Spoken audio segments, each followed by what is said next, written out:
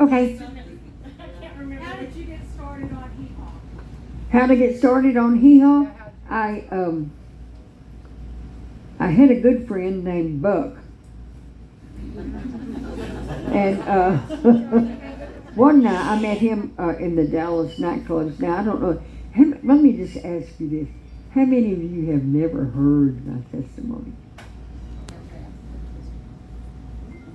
Whoa.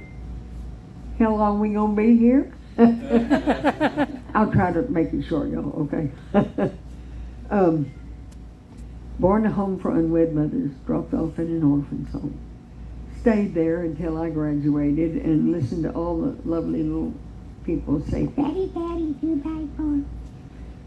And then I got out of the orphan's home and I went crazy. I did.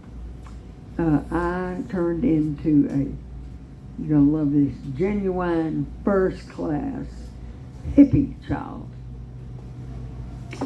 I smoked marijuana and ran around in water fountains, and when that didn't work, I dropped a bunch of acid. And I got to the place I could take 15, 20 hits of acid at one time. I was El Stupido, okay? But I realized that the hand of God was just on me the whole time it was. And when I ran into Diane, I hadn't seen her in a couple of years.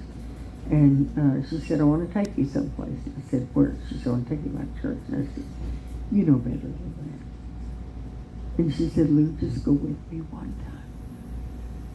And I said, you know, I really don't want to. Now, in the middle of all this, I forgot something. I had a child. I had my oldest son. He was born out of wedlock. It didn't matter to me at that time because I was a hippie kid and I was into free love. And that's, that was the whole thing, I can't talk to you the way that I talked to them or to people before that. Suffice it to say, I joined in the water fountain play for a lot of years. I did.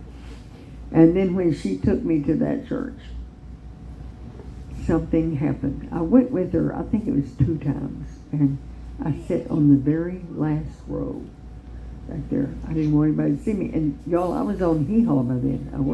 It was really young, but the show was going. And so we went in there one Sunday evening, and I wouldn't go down front. We had been going for about 2 or 3 weeks. And he told me later, I knew you were there. I saw you come in every time. I said, way up in the back. And one particular night was just very precious. The Spirit of the Lord was overwhelmingly sweet. And I sat back there in that seat on that last row, and I thought, I don't know how to say I could believe in this because it's been shoved down my throat all my life, and I don't know how to get away from that. It's like Diane just read my mind. She said, come on, we're going. She's dragging me down the road.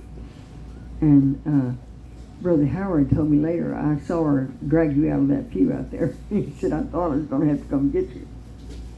But ended up on my knees. And on April the 11th of 1972, at 10:30 at night, I gave my heart to Jesus. He changed me instantly. I mean, just like that.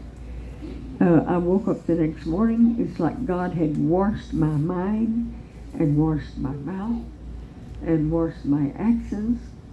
And it's like I just started my life all over again. And I didn't know what I was going to do because the only people that I knew were dope-smoking hippies. So, she took me to counsel with our pastor, Brother Howard, and he explained, continue to see your people. He said, don't indulge, but show them the love of Jesus, And so that's what I did. Of course, I had Diane with me, and she helped me a lot. But I guess the best thing that I can say for you here, I know you're tired, we've been here a long time, is if you're here and you don't know the Lord and you're struggling, okay, I'll tell you what I found out, okay? Doesn't cost any money. Doesn't hurt. No pain anywhere, okay? He will instantly take your grief and put it away like that. And if you will start to walk with your eyes on his eyes, I don't mean literally, I mean, reading the word and having people teach you, about Jesus. It is a magnificent change. It is. I am so different than I was back then. I know I'm still crazy. I don't think that goes away. Well, it didn't for me. But I love you because Jesus loved me. Amen. And thank you. That'll change your life for you. It will. Okay, do I have one more?